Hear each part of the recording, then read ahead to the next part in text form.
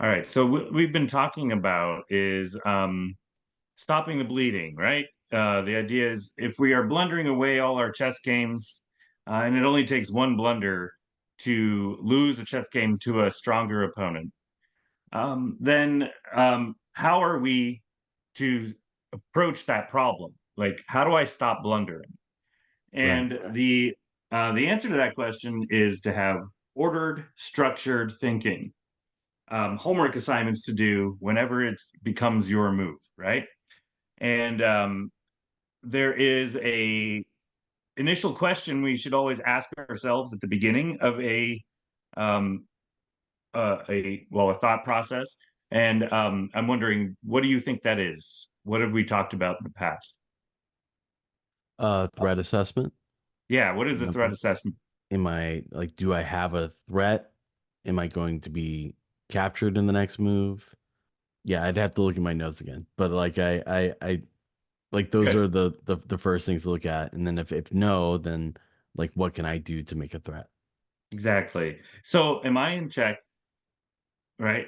Or is there a threat being made on my material or my king, right?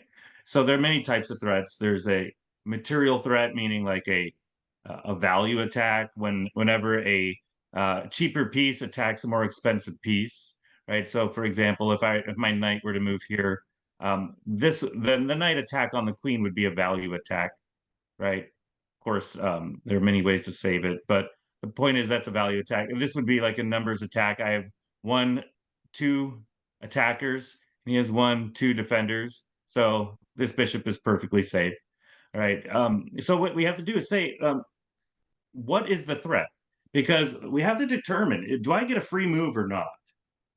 Do I get to do whatever I want in this game, in this move, or do I have a responsibility towards my material or my position? Do I have to think defense first? And that's what the threat assessment is looking at. You're saying, do I get to advance my plan or do I have to deal with something first? Okay. So the last move here was bishop to e5. Okay. So let's ask the question, is there a threat here? Is it white, if it were white's turn again right now, would they be able to force the winning of material? No, it would just be an even exchange in this case if they were to take the bishop on G7. Yeah, bishop on g7, right? Okay. And then we'd have an even exchange. Okay. Yeah. So there's really no threat here. So if there's no defensive need, then what we do is we plow forward. We say, okay, I get to do whatever I want. And ultimately, what is the first thing you should want to do in chess and when it's your move? I guess give checks if possible. Yeah, checks, Take captures, threats, captures. and let's call Right. that attack. Attack. Yeah. So if we are, it's our move. There's no defensive need. There's no defensive play. I get a free move. The first thing I should be thinking about is attack. Do I have an attack that will either win material or checkmate? Okay. And so we look at our checks, our captures, and our threats in that order. So what are all the checks in this position? I am not seeing one. I don't think there is one. That's right. I don't see one either, right? So that doesn't mean there are any available just because we're looking for them, right? So, okay, how about captures? Do we have any captures? Well, there's we already talked about the bishop on E5. We have a knight attack there. Is it a Um, capture? yeah. But everything else seems to be missing, you know? So hmm these are the captures we need to look at. And so which one do you want to start with? Do you want to start with bishop takes e5, or do you want to start with knight takes e5? Let's start with the knight takes E5. All right, so let's calculate what happens if, okay? What happens if knight takes e5? What would you expect white to do? F3 knight taking E5 Yeah, and then, knight takes e5, right? Now, why wouldn't you think this? Why would he not take that way? because the bishop is attacking. Yeah, it's too expensive to recapture this way. So there are two ways to recapture, but there's only one logical way to recapture. So this is predictable.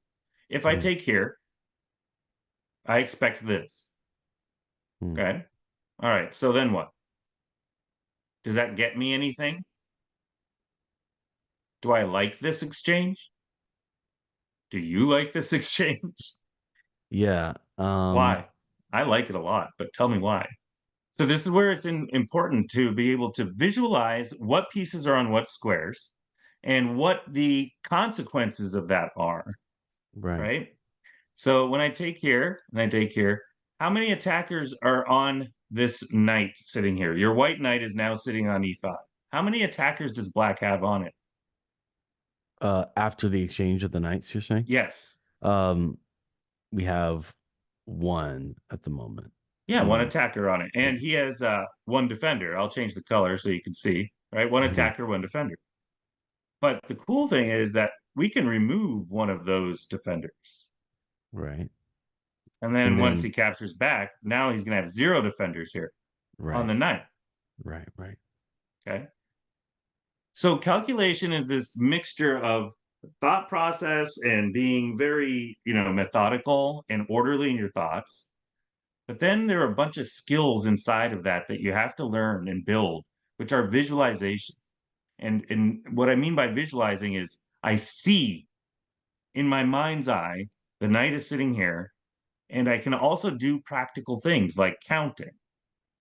I can say, okay, there's one attacker, one defender. Okay, well, I can remove that, and now there's um, 0 defenders, so I'll win a piece. Okay. Right. The other thing is, what happens if I take here first, right?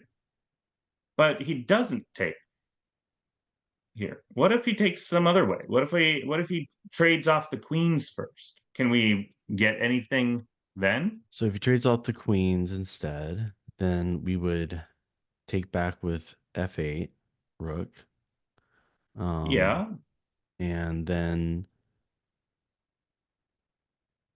that doesn't, yeah, that doesn't seem Do to, we have to take back with f8 right away? hmm. And I know it's tough because we want to move the pieces. That's not how chess is played. You're not allowed to move the pieces, right? Right. So this takes, but instead of the knight taking, what if he takes here? Now our first, what else can we do? We could take with the knight, so e5 to f3, Yeah, then we could he's in take the knight check. on f3, and that comes with check, Yeah. right? So okay, so I take, take. He takes back. Now who's won what and how much? Ready? Let's count. Okay. So we're gonna start the move here. We are now +3. Right. Now we are -6 because we just lost a queen, right? And now we know that this loses. That Mhm. loses, right? Mhm. So we are now -3 because we just gained a piece, Right. right? They have to get out of check. The smartest way for them to get out of check is to take the piece. So now we're -6 again. Right. But then we gain the queen, and now we're +3. And that's the end of the forcing sequence. So we're up by a whole piece. We win a piece in this Mhm. sequence. So Right. we either take here, and if he takes back this way, we trade off and then win the unguarded piece. So it's Or, 3 either way. uh-huh, Yeah. or the queen takes this way, and we don't take back right away. We throw in this in-between move, Right. winning, making, we're safeguarding the piece that was captured. Because look, we captured here and he didn't capture back, he captured this way. And we can delay the recapturing of the queen because this comes with tempo, a check. So all of these little factors are really important, and they all add up to a tactical sequence that works. Now, not all tactical sequences that we want to work will work, but the best thing we can do is try to calculate and see which captures have little treasures inside them. Like this one, this capture is a beginning of a sequence that is forced. Okay, it's forced. For example, if I just take the bishop with the knight and then he runs away with the queen or something, I just won a piece. So it's Right. forced. I mean, he has to do something he has to do something to recapture to maintain that equal balance in material. So this is all a forcing sequence, right? So takes. Okay, so now I remove the guard and I win the extra piece. And you can see now we each have a knight, we each have a light squared bishop, we each have 2 rooks. But this is what I got that's extra, Mm-hmm. right? Okay, and then from here, people are like, okay, I can learn how to get an extra piece, and if I calculate, I get ahead, but I still lose the game. Have you ever had that experience? Yeah, a lot. So let's talk about that. Let's talk about that. What do we do from here? I love to finish out the game after I finish the tactical sequence because that's like the reality. Like, okay, I found the tactical sequence, but what if they don't resign? What if they put up a fight? And then I start making mistakes and I lose, and now all of a sudden I'm embarrassed because, you know, I was winning, now I'm losing. Yeah. Um, so what was the idea? How do we continue from here? What's the plan for Black? I guess it's their move right now, so we don't know exactly what they're gonna do. No, but in Yeah. general, we don't want to. Here, we're not calculating. This is planning. Right. Planning means the general goals that I want to get done. Like, for example, do I want to trade pieces? Do I want to avoid trading pieces as Black? What move is looking nice to me is that capturing the B2 pawn, and putting an attack on that Yeah. rook. So White moves is next, but if he defends, no. But we're on the pawn, right? Hmm. But let's say he does something to defend the pawn, right? Well, what's the next thing we have to do? What is our responsibility towards this position? Is it to go chasing more pawns, or we're not done our development, right? Right. Our pieces back here are still not in play. And so this is what people often make a mistake of doing. They'll win a piece like we just did, and then they'll go hunting more material with their extra material. Right. Right. And instead, just offer, develop. You've got all the play. You got all the trades he'll want to avoid. Well, then every open file becomes yours. Mm. And if I either make this trade with this white squared bishop, or if he moves away, I get the knight behind it. I can force trades. Okay. So I So want to develop, I want to offer trades, I want to take over files. And then when the opportunities come, make equal trades. And at the end, this is the only piece that'll be left standing. yeah.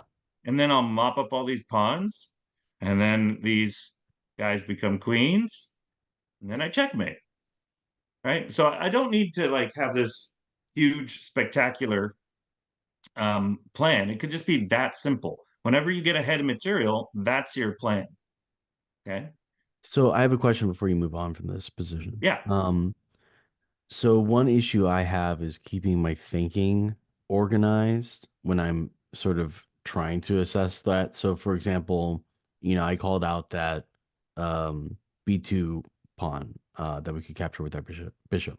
Um, but I'm seeing that it's their next move. If I do something different, like offer an exchange with the C8 pawn or C8 bishop, they could then take the B7 pawn and attack my rook. And then, you know, I'm thinking about I gotta get that out of the way.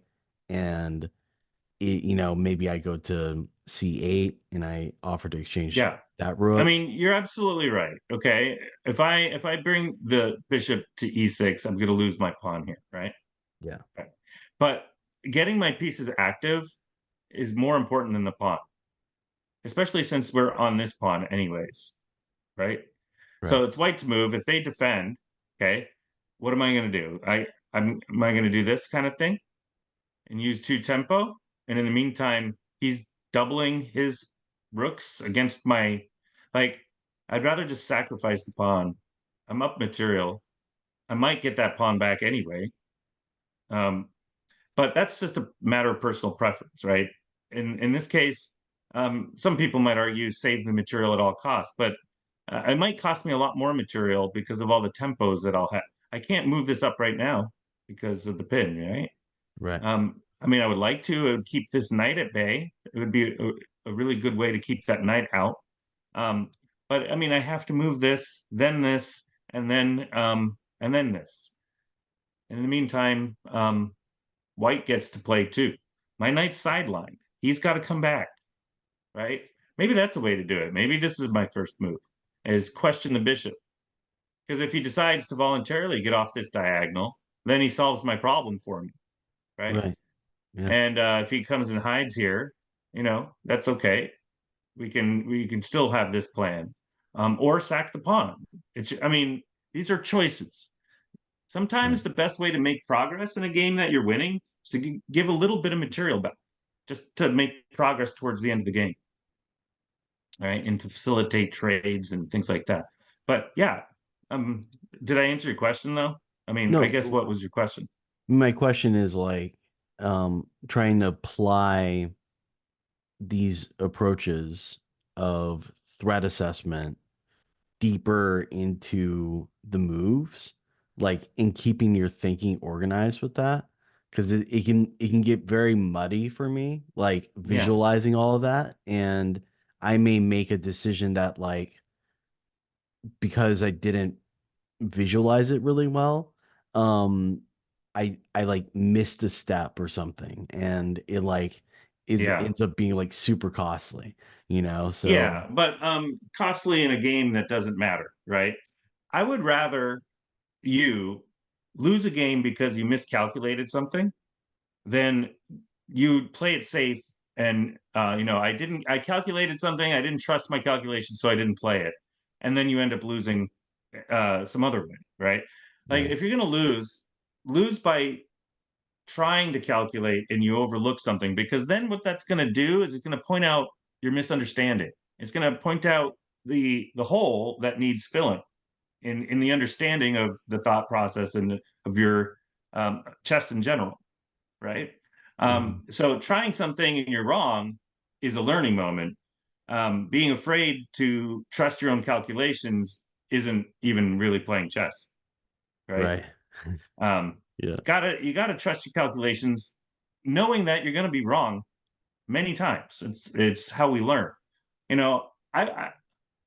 I would propose that humans don't learn the easy way by sitting down and thinking about things and coming to conclusions and then altering our lives to reflect that new knowledge, right? We don't learn like that. We right, we get smacked in the face by life and by bad chess moves, and that's where we learn our lesson. And we remember the pain that it caused, and we want to avoid that, so we get smarter, so to speak, right? But we mhm, got to try. We got to try to calculate and come up with our best. Like you've already been doing it. Like here's an example, right? Black to move. Neither of us have seen this position before, but we know how to think about it. Okay. Um, Queens are on, the rooks are on. Black has two minors, so does white. White has seven pawns, so does black. Material's totally dead equal. Okay, last move was queen to e2, getting out of check. Okay, there's a threat. What does black or what does white want? Well, white wants our queen. White's also on our knight. So this seems like a double attack. Okay. So we seem to be in trouble. Seems like we're losing material here. Everything's equal, but in positions like this, we have to look at um, the attack. We have to look at that first before we look for a way to save everything. Like I right, could just trade queens and then retreat my knight. But what if there's something better, right? What yeah, if there's something better? I mean, my pieces are quite advanced. This guy's peering into the king's position. So is this knight. Like that, maybe there's something here. So let's look at all our forcing moves. And if we don't find anything that we like, then we can just trade the queens and then retreat, and everything's equal, mhm. right? But let's look. So do we have any checks? Yeah, we have two. We have knight to h2 and knight to e3. Good. And then what about with the queen? Oh, I guess by exchanging the queens. Okay. Um, Anything else? oh, rook to D1. Good. Okay. So now if I wasn't there to say what else, you would have concluded there was two checks Right. here. Yeah. Right? And so this is what I mean by systematic. What I do when I'm asking myself the question, what are all the checks? I do roll call, right? If you're a substitute teacher and you're in front of the classroom and you want to make sure that everybody is there, against your roster, you call them out one by one. And so I take roll call and I go in order of value. So I go queens, then rooks, then bishops and knights, then pawns. And it doesn't take long to be able just to do it. Say, okay, I've got one. I can just intuitively see there's no other way to approach the king. Okay, and if there's a check this way with the knight, there's a check this way with the knight. Bishops, rooks, and knights have a maximum of two checks. They could have one, they could have zero, but they can't have three. Right. Okay, so I know that I've seen all the checks when I've got to two. Whoops. Okay. This has zero checks. It's the wrong color. King's on the light square, right? All right. So, but then once I've named all the checks, usually one of them sticks out and is like, wow, that one's interesting. That's the one you start with. So is one of these checks kind of like, makes you curious? I mean, now that you pointed it out, that that rook to D1 is the move. The queen is pinned. Uh, the king can't move to F2, so that's mate. Checkmate, right? Yeah, Yeah. And so compare this move to trading the queens and then retreating your knight. yeah, And compare that to, you know, rook to D1 checkmate. yeah. I mean, this is another great example because my thought was going checking from E3, can't take back with the queen, so most likely outcome would be taking with the bishop to E3, Right. and then I could take back. I was thinking all these moves just because I didn't see the rook because it's one of those things. And it's because you didn't have a systematic way of Yeah, asking and knowing that you have found all the checks, yeah, all of them. yeah, Okay. Because the most powerful moves are checks in chess because it limits your opponent's reply so strictly. And anytime your opponent is limited in their replies, the line becomes predictable, at right, least to a greater extent.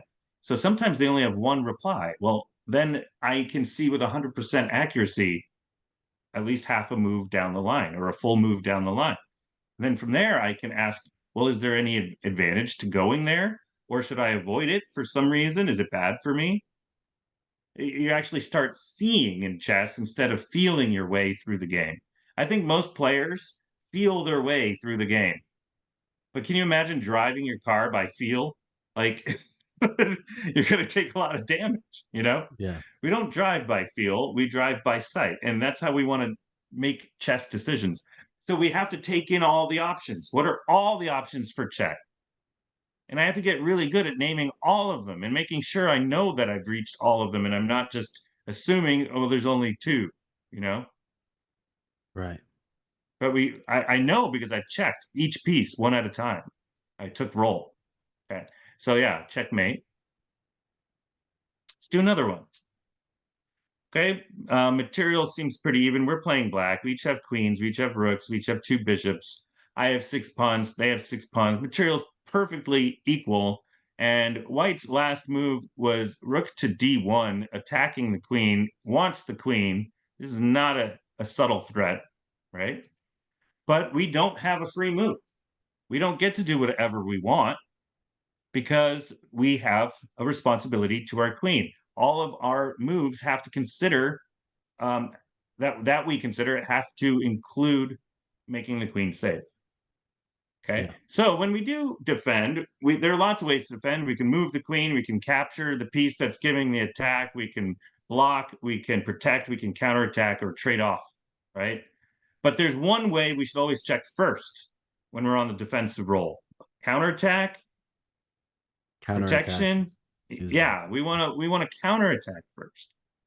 So we got to check because maybe there's a way I could sneak in an attack, right? mm, So before I defend, and there are lots of ways to defend. I can just go here. That seems to be okay. Like he'll trade, I take back. That straightens my pawns. All right. But do I have anything better than that? I have this at least this defense. My queen's not a goner, right?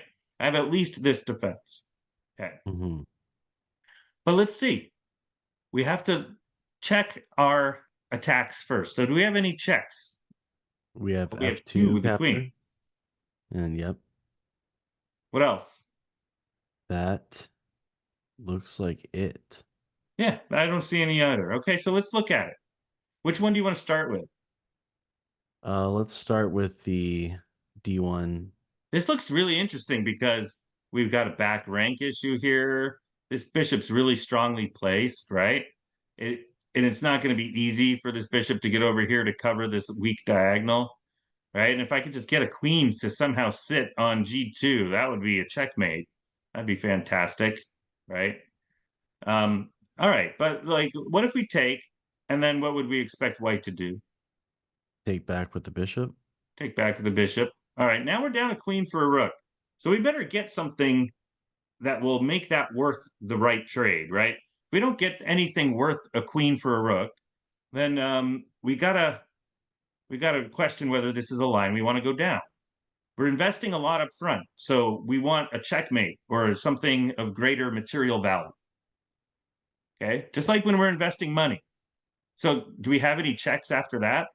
No, Okay, but we could threaten the queen. we could Does threaten the that do queen. anything? The Um, queen runs away. it kicks off the yeah. The queen would have to run away. Probably would We could take a pawn. capture. Okay. And then I could take here, and then the rook take. I like, okay, this isn't panning out. This doesn't look so hot, does it? No, Okay. So what about this other check? he captures with the king, and then we could check again with bishop to D4. Okay. So takes this queen here, check. King would have to move here. Well, no, I mean, sorry. If I take here, it takes here. This is not check.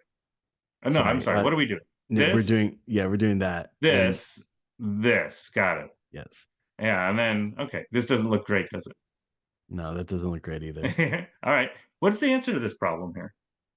I mean, my answer from the previous line would have been taking D1, bishop takes back on D1, and then attacking with either the F8 or A8 on D8.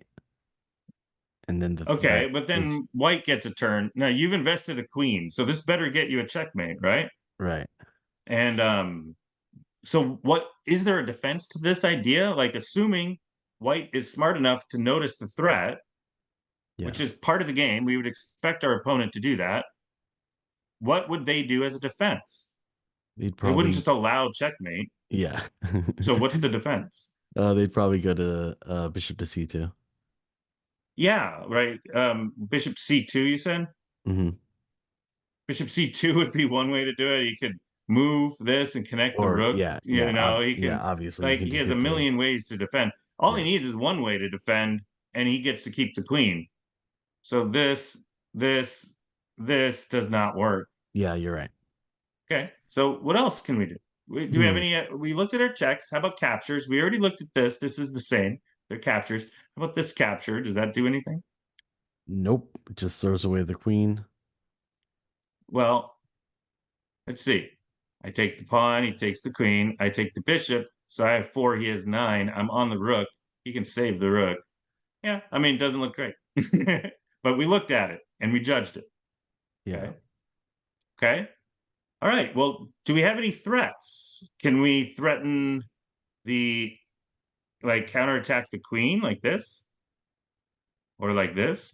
Those are all value threats. It's a counterattack. So he's attacking my queen. So what if I do this? Um, You could take the he, pawn. yeah, you could take that pawn. You could take the B6 pawn.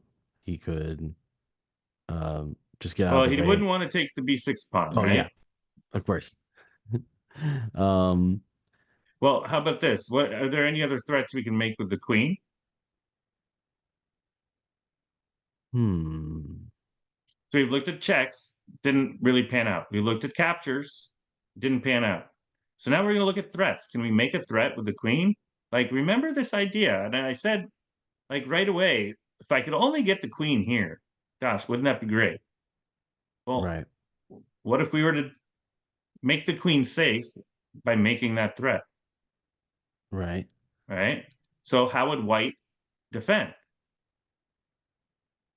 Probably F2 pawn to F3. Pawn to f3. Okay. And then what would we do as a response? Take E2 pawn. Take the e2 pawn. Yeah. And what are we threatening from there? Checkmate. Checkmate. And is there a defense? Um, I guess the only defense would be to hmm, How is he going to guard that square? Is that bishop going to be able to do it? Well, he'd have to come here. But remember, there's a pawn here now. So right. this doesn't work. Hmm. Interesting. So does that make my queen safe? Makes your queen safe. Right? And it also makes a very strong, powerful threat that is Right. difficult to parry. Even if I didn't know for certain that this led to checkmate, although I do, right? It leads to checkmate. This would already be a very tough move to top because it makes my queen safe while attacks. Yeah. So, strong players just know those are the moves that we're looking for.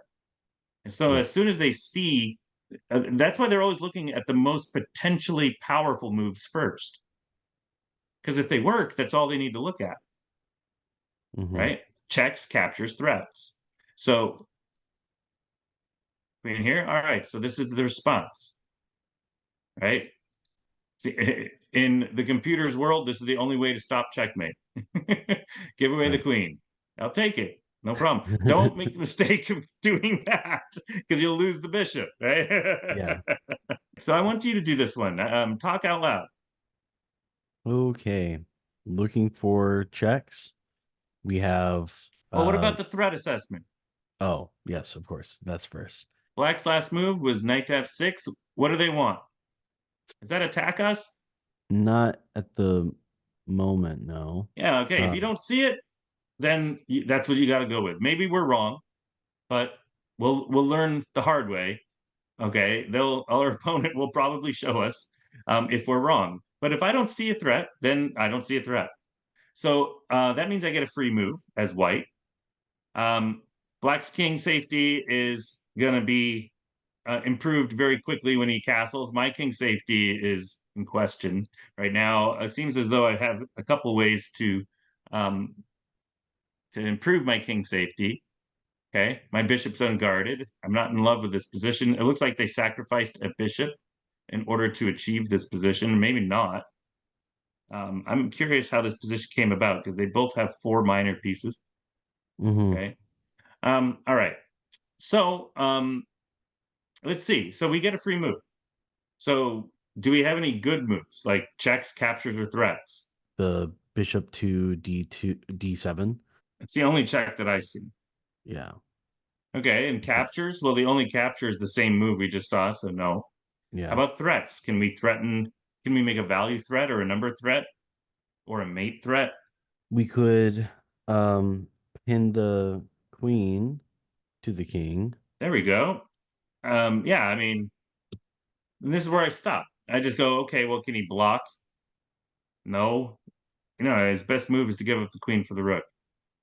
And Right. this is where we stop our calculation. And we don't really need to go any further at this point. I'm not going to find a stronger move. So, you know, queen here, rook here, I mean, rook e1. Yeah, game over. And then we take back Right. and So face this up. way, the game continues, but white has a huge material advantage. So before you go on, can we go back to the knight move? The Black's knight move that started the puzzle. Yes. So you know, when I'm thinking, okay, what is he wanting to do? I see that maybe he's positioning going to I mean, he could just be clearing out to castle, right? Um, but he could also be trying to attack on G4, checking me. So like I'm in my threat assessment, sometimes I might be thinking about, okay, like that could be a check. The king would have to move in that case because it's a knight and then I can't take back. So my point is that I may get caught up in anticipating an attack and Yeah. completely miss the E1 move because I'm thinking, oh, let me um maybe move my pawn, my H2 pawn, to block that attack, like something like that, where Yeah. like I get distracted with those details and don't stay present to like what the actual situation is. You know what I mean? Yes. Yeah. So a lot of times we can box our shadows, like we don't really know if it's a threat. We just don't like this night makes me feel uncomfortable, is what I'm hearing you say. I Yeah. don't like its presence there. It's making me nervous, right? Yeah. And that's playing chess with your feelings, right? And when you make decisions on fear, you're going to make passive decisions based on safety. Now, I don't know about you, but war is a dangerous place. And if you're worried more about the safety of during battle, you're not going to win the battle, Right. right? If you don't go into a battle with a safety mindset necessarily, right, and expect to win, you You kind just of shouldn't have to, even be, you're like a pacifist. You shouldn't even yeah, be at war. yeah. But if you give up all kind of safety concerns, then you're going to lose too, Yeah. right? You can't just throw your entire army into one losing battle and now you have nobody to fight the war, right?